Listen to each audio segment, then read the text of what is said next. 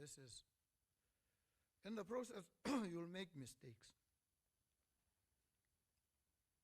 You will, no doubt. We all do. And when you make a mistake and it comes to me, I look at the mistake and I ask myself, what motivated this decision? What was the intent? And if there was no malice, there was no ill will, you thought this was the right decision to take in the circumstances, but you erred. It's an honest mistake. So you acted under an honest but mistaken belief. And I'll own the mistake with you and find a way of dealing with it. But if it turns out that you were actuated by malice, then it is indefensible, completely unjustifiable. In that situation, then, something is seriously wrong. So always when you take decisions, don't be influenced by extraneous or irrelevant considerations. Very important. And when that happens, when you act, you err, no malice, I look at it, we look at it, and we'll say, well, it was a mistake. We explain it. Sometimes we come out publicly and say, we made a mistake. People will be angry, they'll criticize, but we own up. That's what we do. We account. And so it is critical for us to understand these basics together. This vision that I bring, of which I am but a custodian, I've said, is not self-executing. It requires agency, human and institutional agency.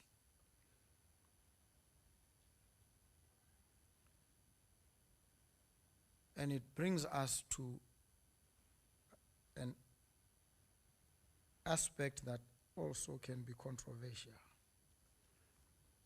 Who are these agents? Some of them are yourselves, as heads of entities, ministries, accounting officers. First question is, are we properly suited to the demands of the positions that we occupy? And that's a broad but profound question. You may be suited, and I encountered this when I was looking at competence to become a judge. There are some great lawyers, brilliant folks, very good lawyers, but who could not survive as judges because they don't have the temperament, the judicial temperament. It's not just about knowing the law, reading the law books. There's a temperament that goes with it. Are you able to sit and listen to somebody talk nonsense, sometimes even insult you? Are you able to listen, sit through that, and then sift through all that and find that nugget of rationality in that mass of nonsense that can save this person? That's the temperament. And so the positions that you occupy don't just require technical competence. They require some temperament, some emotional intelligence. Very important.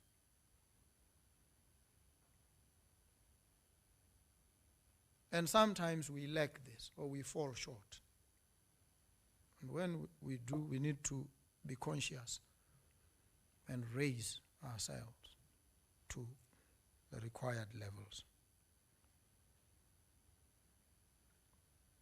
So the temperament is critical as well.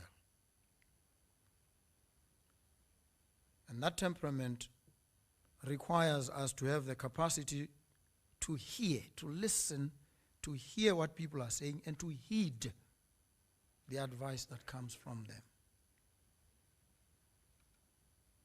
Because a lot of the times you find accounting officers display the temperament of evading and avoiding. Sometimes you face up to issues and you become very honest. And sometimes when you appear before these folks, you must tell them,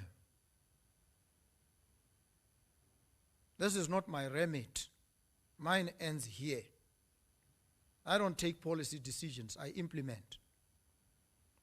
I don't pass judgment. I execute what I have to execute. And so if you are asking me questions that require some judgment call, please go and ask the relevant people, not me.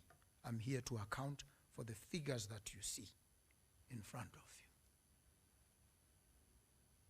Whether people had to travel or not, somebody takes that decision. It's not my call.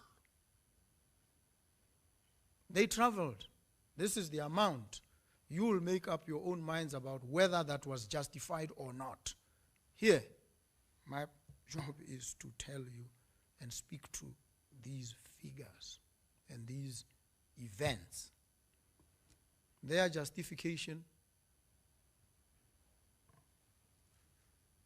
go and engage elsewhere. It's a very fair response. Don't get carried away. Don't get intimidated. Simply account. And you do that by tracing everything back to the source of the authority and whether that authority has been exercised properly or at all by yourself and your charges. Questions of a policy nature, high policy. High policy, actually by law, high policy, there's a legal authority from this jurisdiction. High policy is for the president. Matters of high policy are for one person and one office only, and that is the president. And that's the law. So any person who wants to venture into that space must then engage with the occupant of that office at any given time. It's not your business. So you can't be crucified for it. So you must be able to understand what it is that you can account for and what it is that falls outside the scope of your authority, and you must state upfront, this is not for me. I'm afraid, go elsewhere. It's a fair answer. And so I see many getting bogged down on issues and venturing opinions. No, you're not there to give an opinion. In court, opinion evidence is also very limited. People who can give opinions, first you justify why you must give the opinion at all. What qualifies you? You say, I'm an expert. We test you then. Why do you think you're an expert? It's not everybody who claims expertise who's an expert. So sometimes you get yourself into unnecessary trouble by straying into territory that does not belong to you. Because some excitable inquisitor is trying to engage you and sidetrack you. Stay on course. Stay on quest. That's what you do.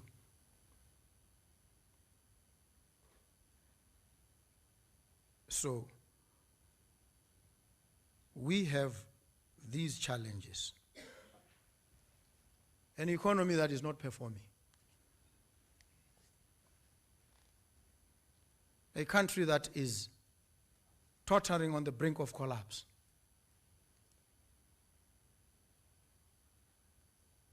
Upper middle income by description has the advantage of stability and predictability and all these. Yet it is not performing well. Why? on many indicators, this country has some of the most educated people, trained at great expense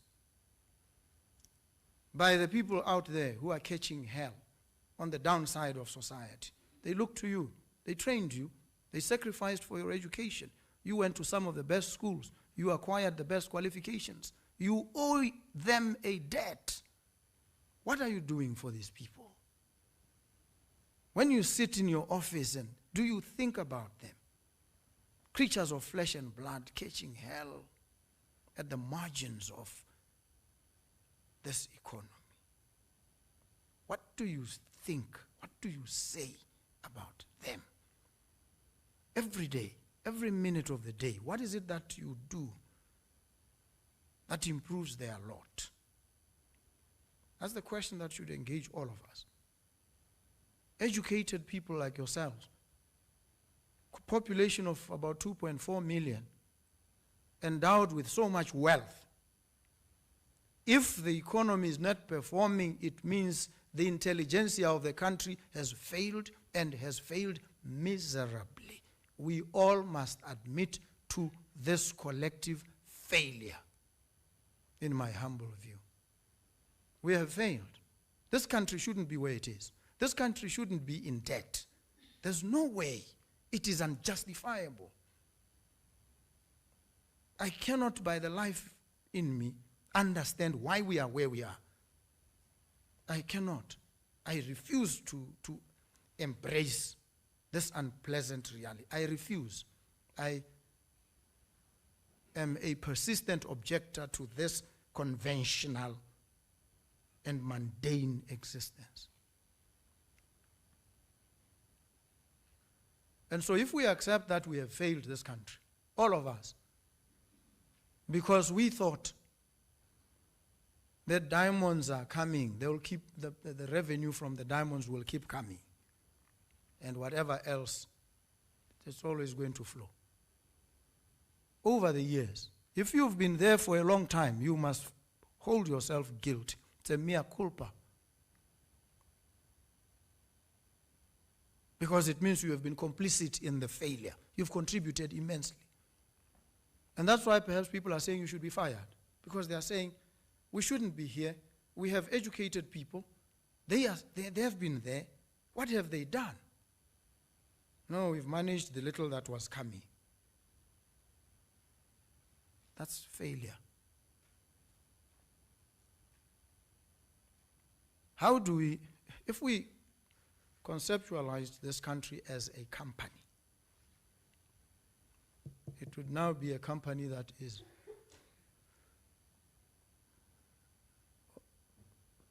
to be placed under liquidation. It's a collapsing company.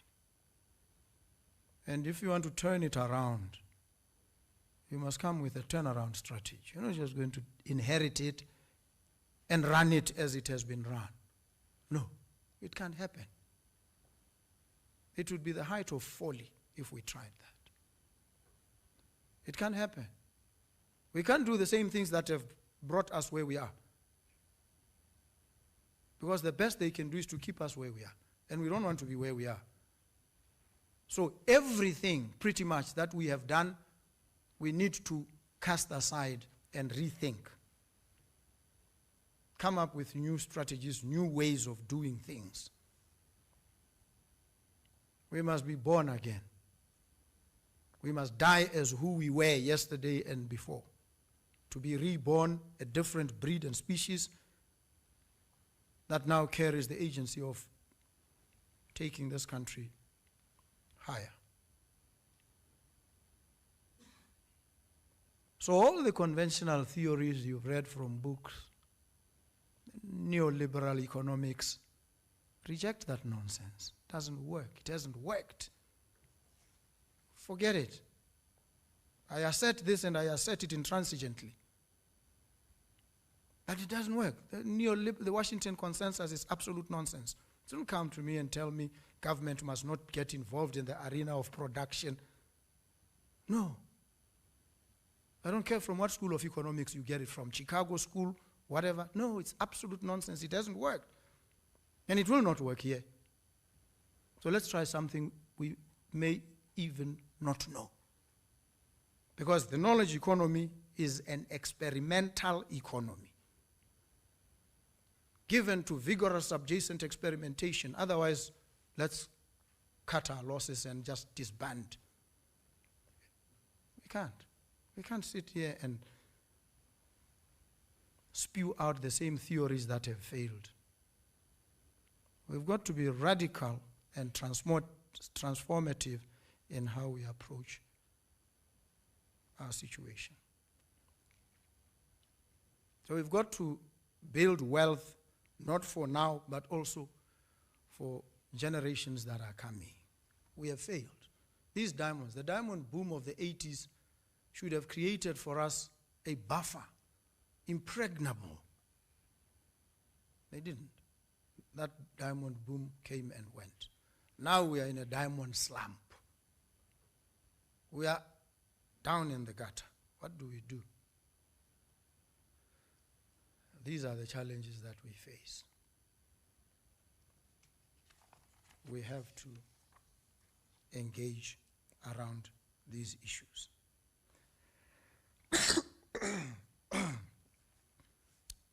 I'm going to define just broad categories. One program that I put at the forefront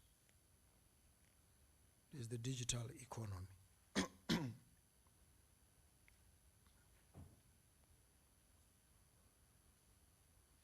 Rapid digitalization of our economy. It's inescapable. Should have happened way back. It hasn't, it has to happen. Tax collection, issuance of driver's licenses, issuance of passports, national ID cards, every aspect of this economy must be digitalized.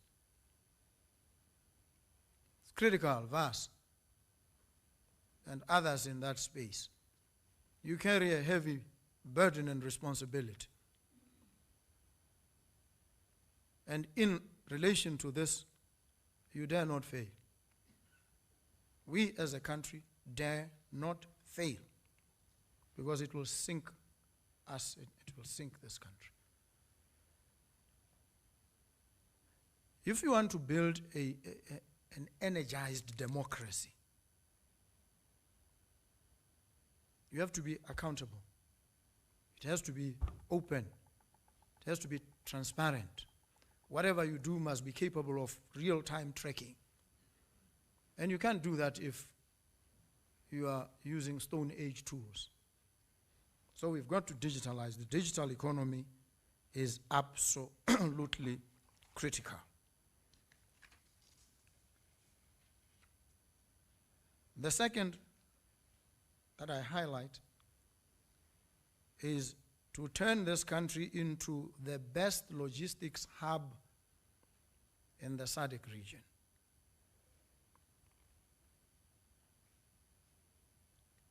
Surface transportation, roads, rail, infrastructure that is climate resilient, not just any, climate resilient infrastructure. We were exposed very badly by the recent floods. Now we know. When we build, we are not just building. We must anticipate the vagaries of nature as well. And they exposed us badly recently. Huge loss. We need to build climate resilient infrastructure. Rail, very critical. And when we say road transportation, we're not theorizing. There's the A1 here. It's a huge and powerful artery that dissects the country. We're not going to just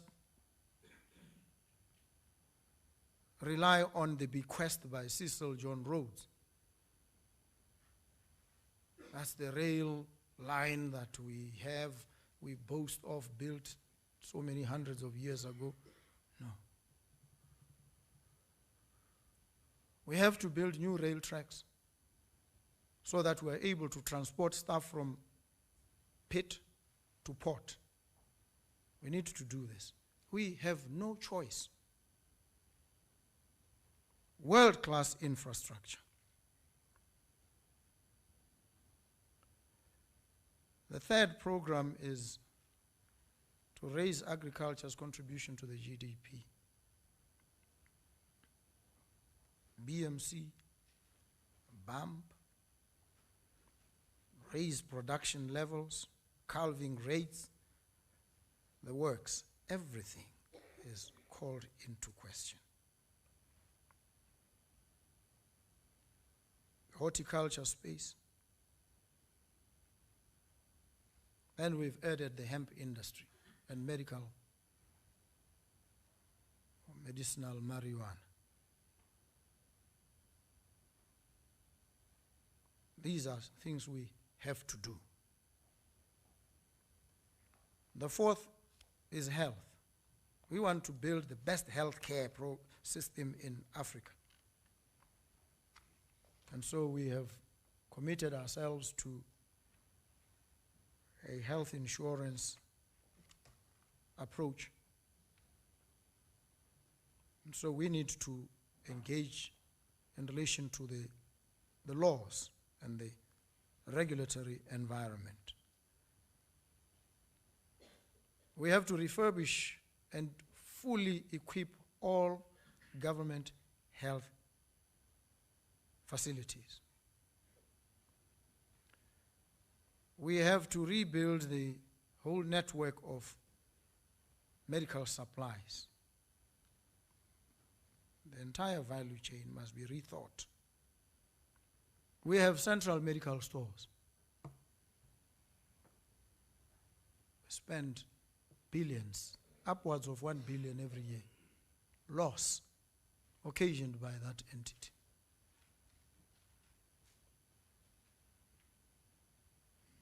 You know, in a book written by Friedrich Engels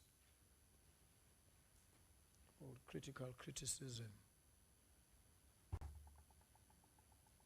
he says everything must justify its existence before the judgment seat of reason.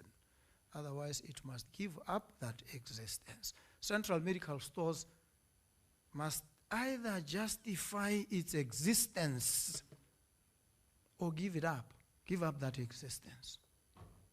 I make this assertion very, very solemnly and very firmly. Because we can't keep running out of chronic medication across the country. And people die. We can't. It is unjustified. It's an untenable situation.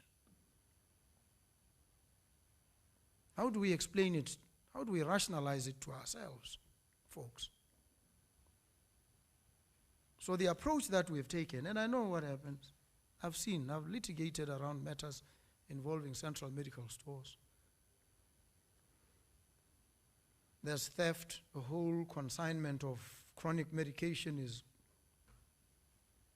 caught somewhere, becomes an exhibit, goes to Memarate, it's kept there, the case drags in the courts, the expiry date comes and goes, and it's a huge loss. Central medical stores. And what have I heard? Nothing creative, nothing new, same old. Oh, CMS, let's fund it. It doesn't work. It shouldn't work like that. It is completely unreasonable. So we're going to have to rethink very quickly. Some of these things are not going to allow us to theorize and hold workshops. We're going to have to hit it on the trot. It's important for us to appreciate this. We will make mistakes in the process, but I'd rather make those mistakes Somebody was asking me when I was mooting a certain decision, says, but we'll get sued. I said, yeah, let us get sued. I would rather fight this case in court and in the meantime have people's lives saved than sacrifice their lives in order to appease whoever it is. I'll rather fight it in the courts. Not afraid of getting sued. I've sued and been sued myself, so what is the problem? What we've said we will not do is to litigate unreasonably. But we are not going to get freaked out at the threat of a case in court. No. We have to do what is right for the people and for the country. I was just using Central Medical Stores as an illustration. The second program that I flag is the education system, a transformation, almost a complete overhaul.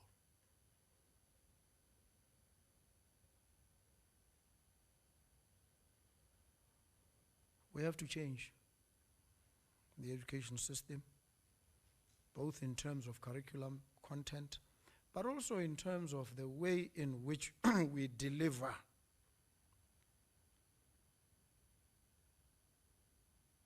learning.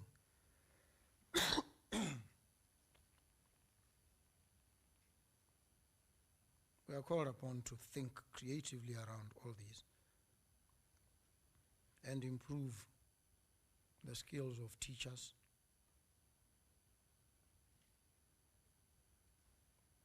There's a whole debate raging right now, that interventions that are underway. But all these must operate on the back of the digital economy. Otherwise, we will fail. The next project, the sixth, is these 100,000 houses that we have to build.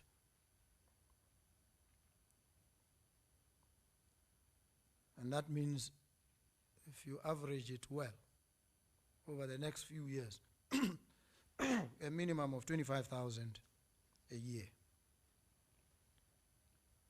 Some will say it is impossible. You are overly ambitious.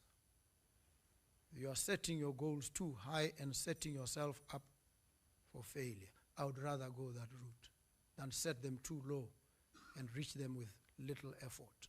No. I'm more for the big dreams. Dreams of intensity, dreams of immensity. That's where I am. Not the low end of the spectrum. So we're going to build 100,000 houses. It will be done. I had given 3 years to the minister. He came back to me and says he wants to do it in 2 years. He needs the support. Unwavering. You see, there are certain levels when we get to, we brook no debate. Redikole will know this. When the command is issued, you execute. You don't debate with the commander. You don't start questioning him. We will shoot you and kill you on the spot in a war situation. We're in a crisis situation here. We're not going to start theorizing and debating niceties. No. We have to execute on the trot. So these 100,000 houses shall be built.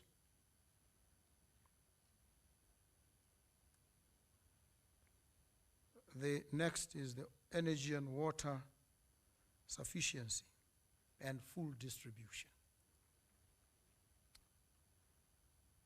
To run all these, we need to be self-sufficient in energy.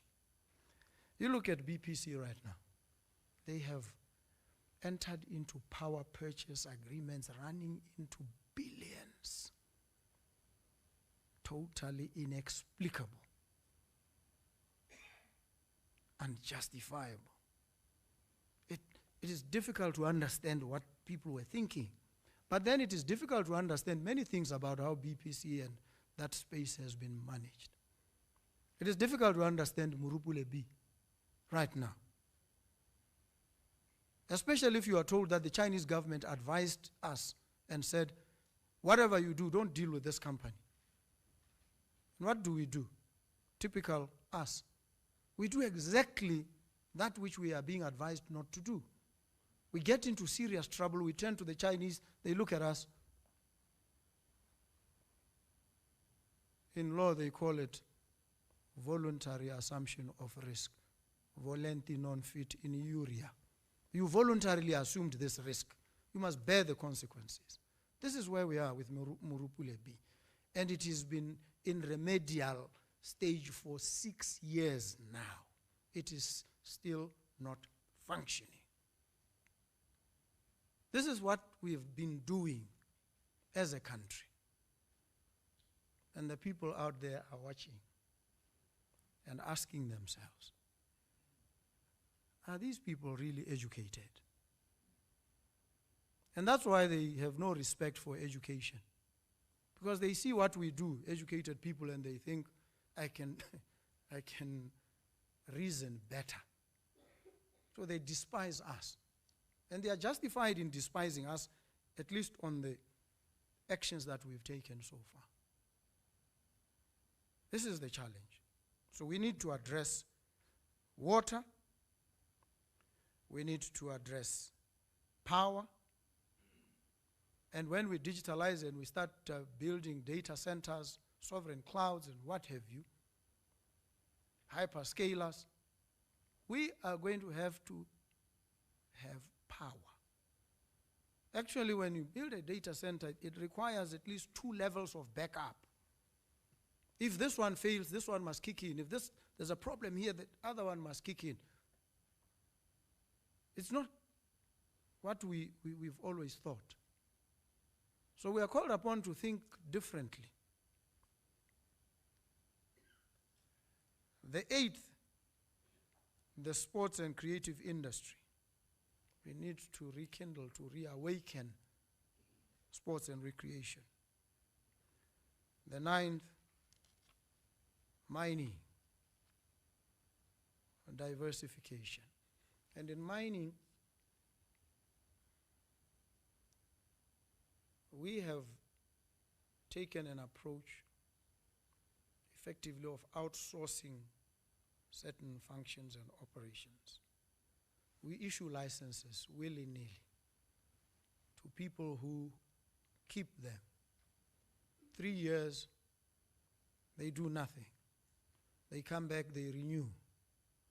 They go on, and I know what some of them are doing. They're looking for money, which they can't find, to do the prospecting, to then bring it to bankable feasibility if that is possible, and then ultimately do the mining. In that period, we are in total ignorance. We don't know what we have, what amounts of it. We can't monetize that, and we are poor. And yet we are sitting on trillions of dollars of mineral wealth. So we've taken approaches that have also compromised us as a country and as leaders. So we've asked for a consolidation, proper accounting for every prospecting license, so that we accelerate the move from exploration to mining, if that is possible. Otherwise, these licenses must be returned. And then the special economic zones. One investor came, engaged with, whether it was BITC or SEZA, said, I want to set up.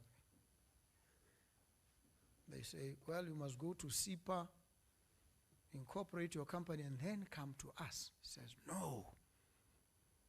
You said you were a one-stop shop. What are you talking about? Now you are referring me elsewhere. I thought I come here and everything happens here. And you realize that there's a misalignment. We need to start realigning. I was talking to some investor who was operating in Mauritius, says to me, the environment you have, which is not ideal, less than ideal, is actually much better than Mauritius. Much better. I said, how? I thought Mauritius was way ahead. I said, no, Mauritius markets very well. But at the practical level, there are challenges. To incorporate a company, you have to go all the way and have approval from the, I don't know whether it's the Deputy Prime Minister. And that takes months. So at least in your case, it can be done very quickly. I said, wow. Can you then move your operations from Mauritius to here? He says, yes. That's what we've come here to explore. And they say, actually, if we are successful, expect an influx of companies operating in Mauritius to come here.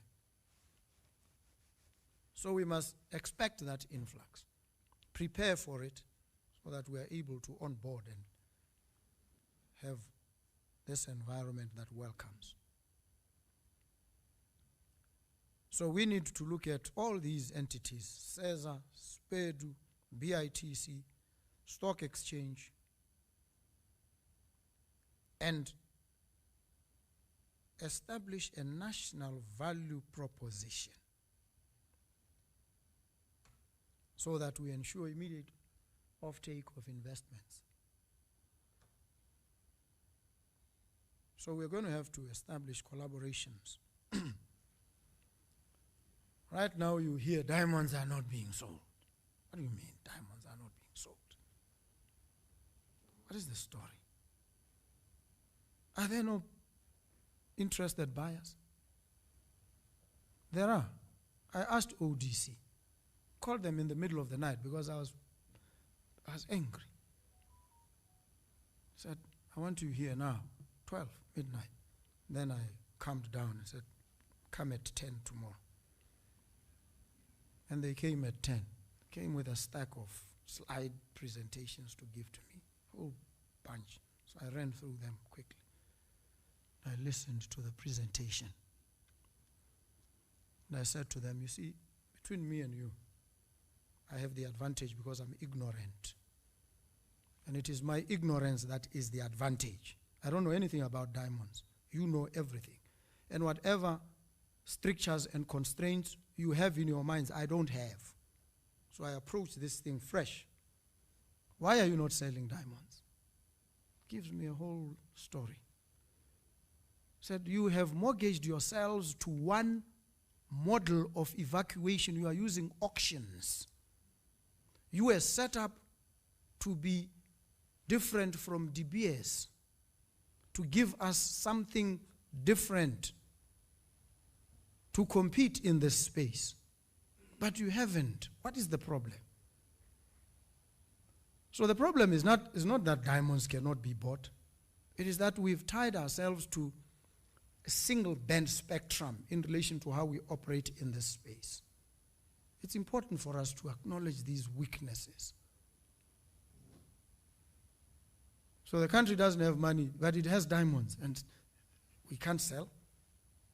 Doesn't make sense to me. So, what does all this outline mean to you?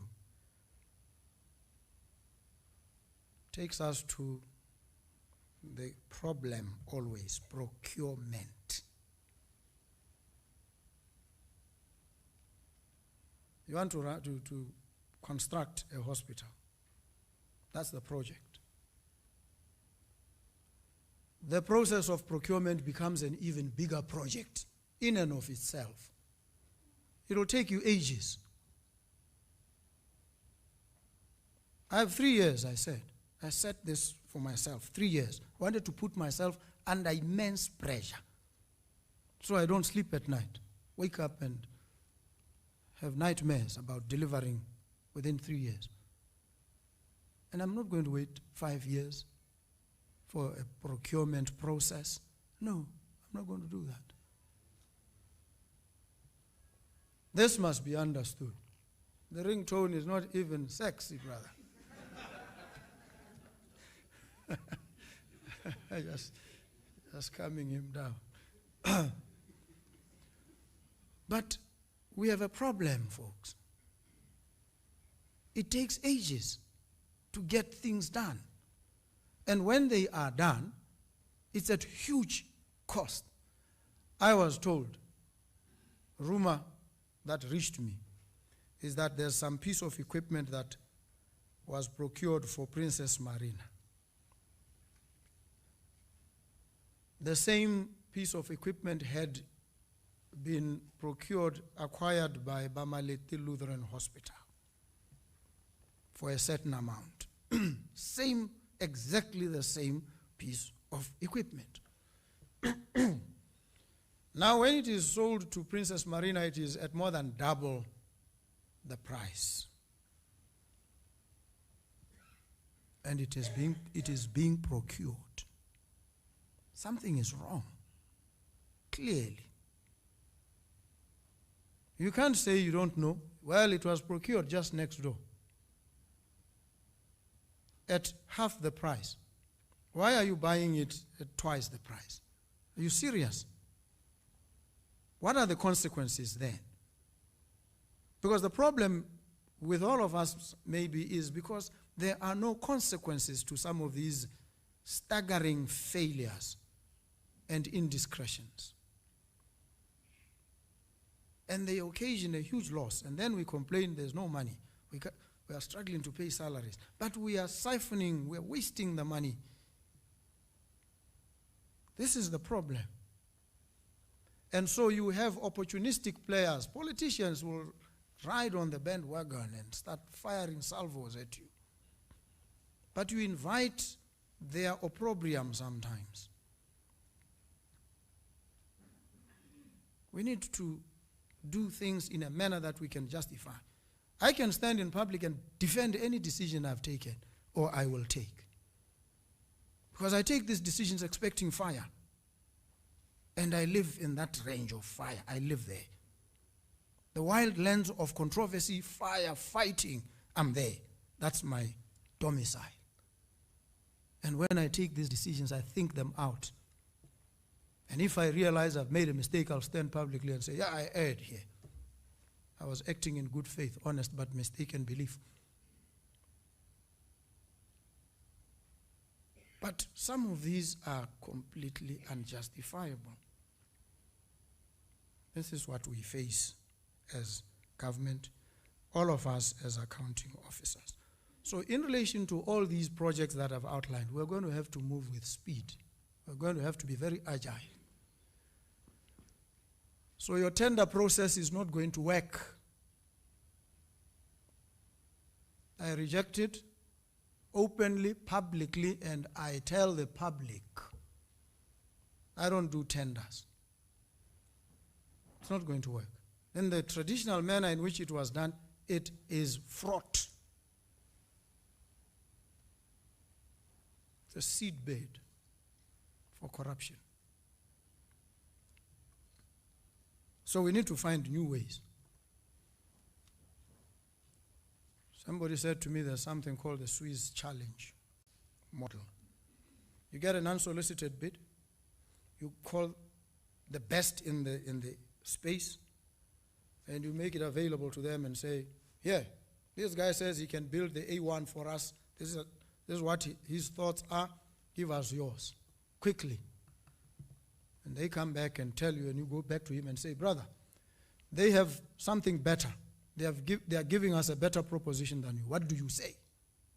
To give him an opportunity, the right of response. If he says, no, I can't beat them, you go with the one that beats all of them. Quickly. These are not people we know or we even care about. We care about our interests and that the projects get delivered. And we evaluate, we examine thoroughly.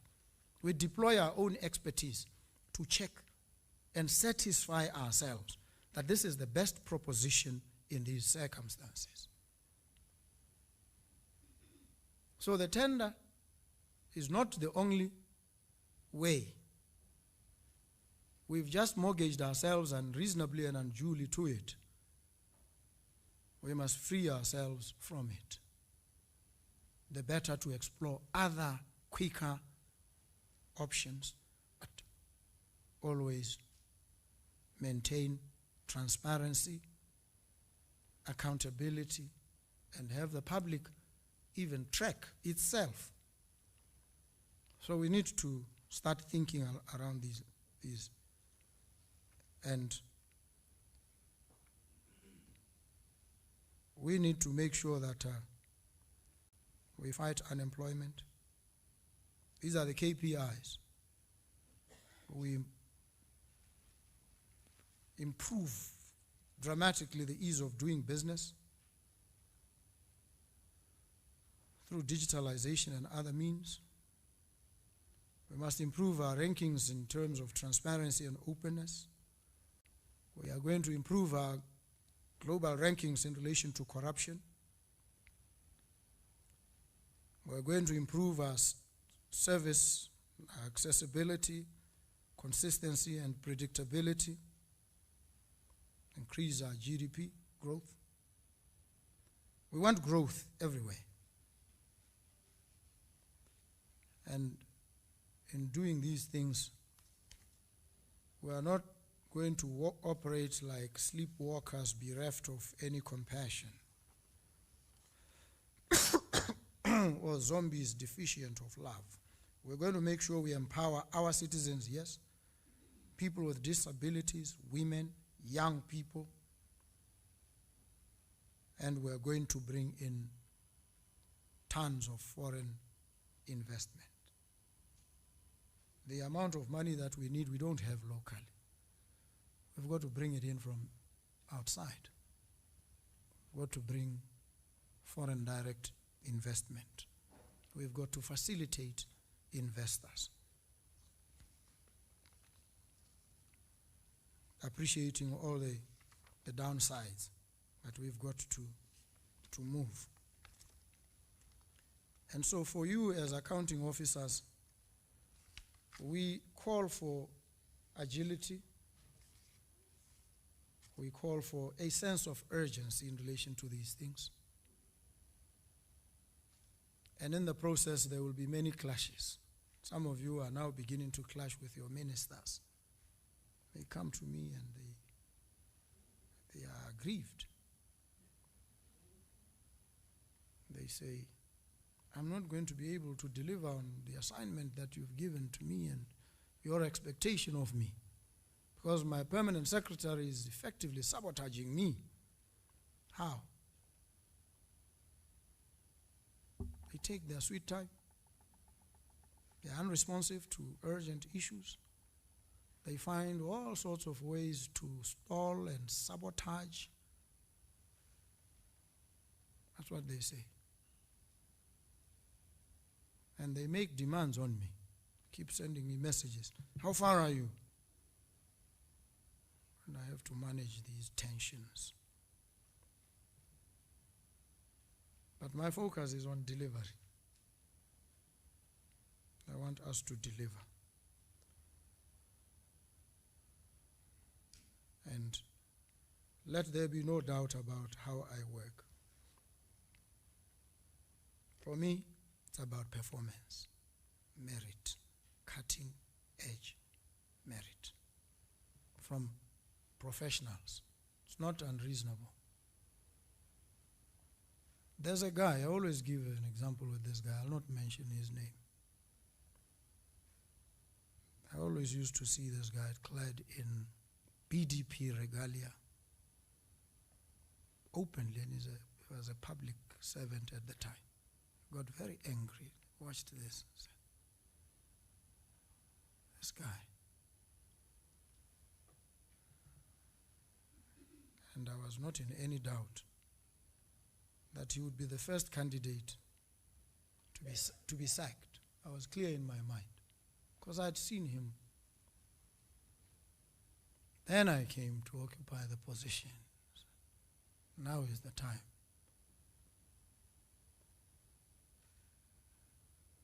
and people came to me. Unsolicited advice. When they come, it's normally partisan folks. They say, Comrade Press. Then you know it is partisan. When they start it that way, say, you know this guy? I said, I know him very well. They say, you can do whatever you want to do, please. This one you must keep. I said, what? They say, he's a performer. This guy does his work. I said, is that so? I say, yeah. And others come from different places saying the same thing. And you know, it gets serious when the First Lady also says, there's an officer, I was there, and this guy was, he seemed to be in full control. He knew everything. Everybody came, asked. The testimony was, said, okay, it was unsolicited as well. So I triangulated and I said, this guy whom I had wanted to fire has put me in a situation where he has made it impossible, not difficult, impossible for me to fire him. And as fate would have it, his contract came up for consideration. And the recommendation was there. I signed. I give him 36 months. Without flinching. You see how these things work. And you sit there and say, the guy doesn't like me. I think he will fire me. No, I don't have to like you. Doesn't matter whether you and I like each other or not. What matters is, are you performing? That's all.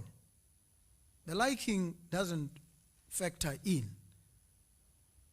You acquit yourself on your performance. That's all. That's what matters to me. Nothing else. And I assure you, here and now. So if you do your work, you perform, then I have no reason, no justification. I cannot in good conscience fire you. I can't. Or not renew your contract if it is up for renewal. I would never do such a thing. But it has to be on performance. That's all. And I know sometimes when it comes to performance, we are biased with the accounting officers. We are disrespectful to those that we supervise. We abuse them.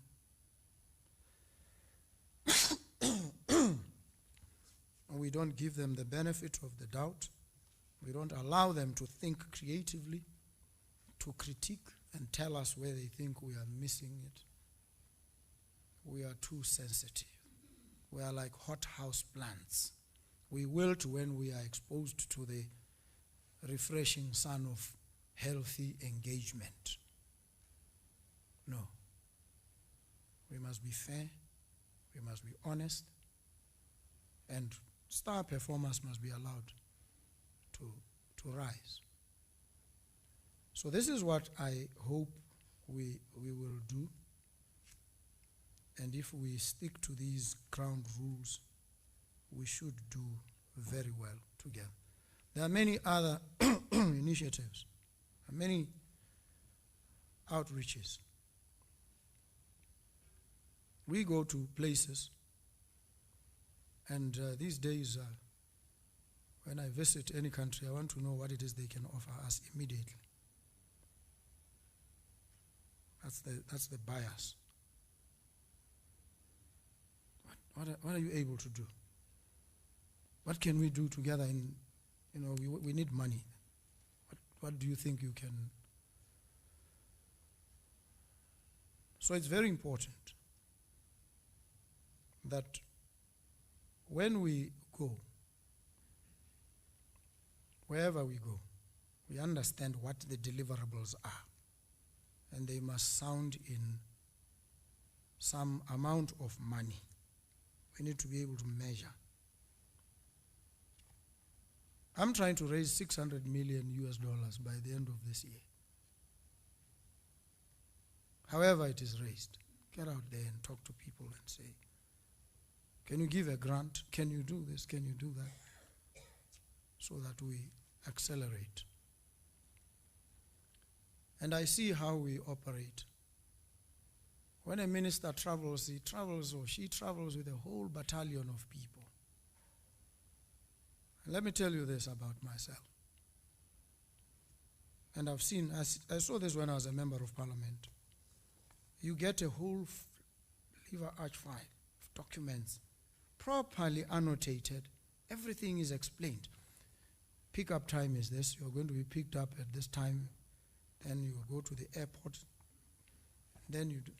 Then they say there's a briefing session. What? Briefing. Briefing on what? No, on the trip. What trip? No, the one you're going. I say, oh, okay, I go there and I listen. And they take me over what they already have given. I don't know whether the assumption is that, or maybe in your experience, the folks that you were dealing with never read. I read these things. I do. Thoroughly. I read. I familiarize myself intimately with every part of it. So when you call me and you want to brief me, I sit there exasperated. What are you saying? It's there already. Don't waste your time. Your own time. You should be using it to achieve outcomes. You are coming to brief me. When you have already briefed me in written form, meticulously at that. So why are you briefing? So let's cut down on the culture of briefing people. If you've given the document, tell the person, put it in bold letters, this service of this document on you is underpinned by an assumption that it will be read. That's what you must do. So that you don't then consume your time. You don't consume your time coming to brief. Mr. Kue there and his team came to brief me. I said, what? No, we want to talk to you. No. You are consuming your time, valuable time that you could be using elsewhere, to come and teach this ignorant man who can't read. I must read. If I can't read these things, then perhaps I have no reason to be sitting here. So if we cut down on the briefings, especially if we've put where there's need for engagement, and when you come to brief, because I have read, let's get to the issues that require engagement. We focus on those. 5 minutes, 10 minutes, you are off. Rather than spend the whole day with you taking me through stuff that you've presented to me anyway. That's the first one. The second is the number of people that travel. You have given me the documentation. I'm fine. I'll find my way. I don't need 20 people chaperoning me. No. The only part that I cannot cut down on is the security. When I tried, they pushed back and told me, this one is not your terrain. Say, it is our job to protect you. Maybe they think I must be protected even from myself. So they say, no, this one, if anything happens to you, we will lose our jobs. And I backed off. But aside from them, others, let's be very clear and cut down. I don't have a problem traveling with one person, or just alone. I don't have a problem with that, by the way. I'll find my way. But when you have a whole battalion of people traveling all the time, and then decisions can be taken because the permanent secretary is away. What is the permanent secretary doing? They're chaperoning the minister. And the minister is so daft, can't find. Come on. If the minister runs into trouble, he can pause and call. What do we say about this one? But other than that, let's keep it tight, trim. So I think let's look at it at these things this way. I know it's unusual. I think, and some people feel disrespected when they don't have a whole entourage. All the time when I traveled when I was a member of parliament, and I told the officers, please. They would even want to carry my bags. I said, no, I'll carry my own bags. And I used to carry Matsirelezo's bags as well in the process. And write her speeches, because you guys will write, for somebody who is challenged in many respects, you write 25 pages. I would put it down to 2 pages, simplify it for her and say, Mati, take this. And she'll go there, she has 3 minutes to speak, she speaks, she comes back and says, "Ay, when I came 2 seats at thought." So sometimes you need to understand the person and just put these things down crisply for them so that they are able to internalize and speak. And even the speeches that people write, I see, you write speeches, and this is a weakness. It's a weakness I have. I have a difficulty reading a speech. I have serious difficulty. It always seems curated for me. It always seems dishonest. I look at a person reading a speech and say, but this is not you. Somebody wrote this for you. And just that creates a problem. So when I speak, I always want to be honest. I always speak from the heart. Because you come across as more genuine. You become vulnerable when you are there. When there's a mediating document that was not prepared by you, even the diction, it's not to you. There's a way in which I speak, you know. You've listened to me. So when it's not me, you will tell, this guy is fudging, reading somebody's stuff. So I want to speak my own thoughts, take whatever the issues are and communicate them as myself. So this is what we always must do as well, so that your work becomes easier. Your work does not involve spoon feeding and chaperoning. No, that's not your work. Your work is provide information, guide professionally. That's as far as it goes. Chaperoning, no. But where you feel somebody is challenged in a particular way, you might sit with them and say, we think this one you need to approach this way. But I think that's as far as it goes. So I'm happy to have engaged with you today. I look forward to more engagements with you. I expect that you will come under fire of the populist space out there. And on the floor of Parliament, you will be attacked. And you should take it in your stride, take it on the chin, but always defend your turf with facts, with reasoned submissions and respectful interventions, even in the face of disrespect. And those of you who went and were subjected to some inhospitable engagement, you held your ground, you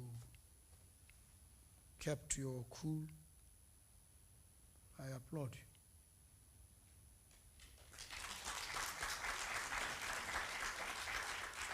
But of course, we've raised the issue and said, well, we don't stop you from probing, but do it with decorum and respect. When you set out to humiliate, to embarrass a person publicly because you happen to have that opportunity at that time, it speaks not to the weaknesses of the person you are disparaging. It exposes your own frailties and insecurities. And so I hope that our leaders also internalize the humility to engage respectfully with yourselves. They must respect that you are professionals, you hold these positions. and even when they think things have been done wrongly, they must always keep it within the bounds of respect. And so I'm very happy. Thank you very much for this engagement. And I will now open it up for questions and answers and comments. Thank you.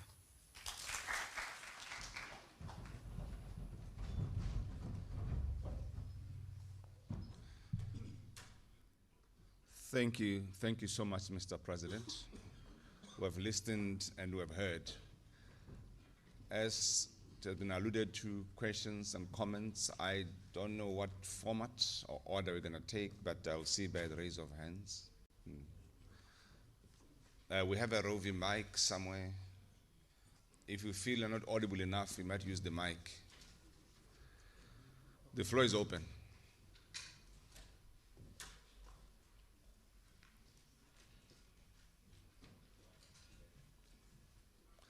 At this stage, originally we had requested it's going to be a closed session for the questions and comments so that you might feel free to express yourselves well.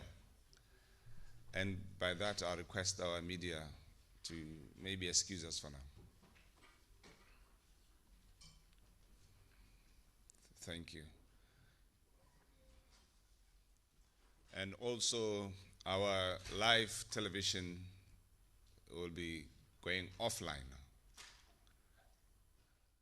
I'll invite.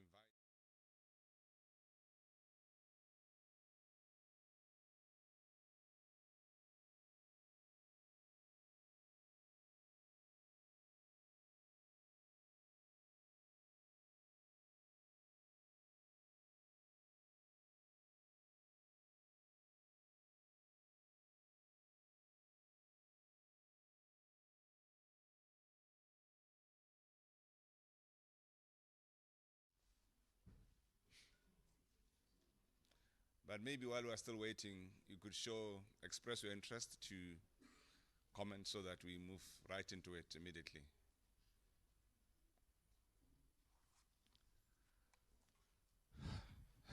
Oh, this mic is working. Thank you. Oh, the cameras are still on. Maybe because we're in this auditorium, they never go off.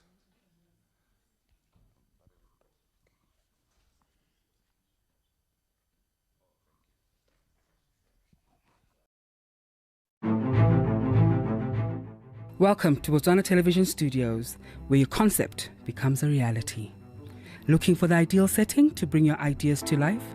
BTV Studios 2 to 4 are available for hire with cutting-edge facilities that meet international standards. Join us on our morning show and news channel for paid interviews that will promote your services and products to a larger audience.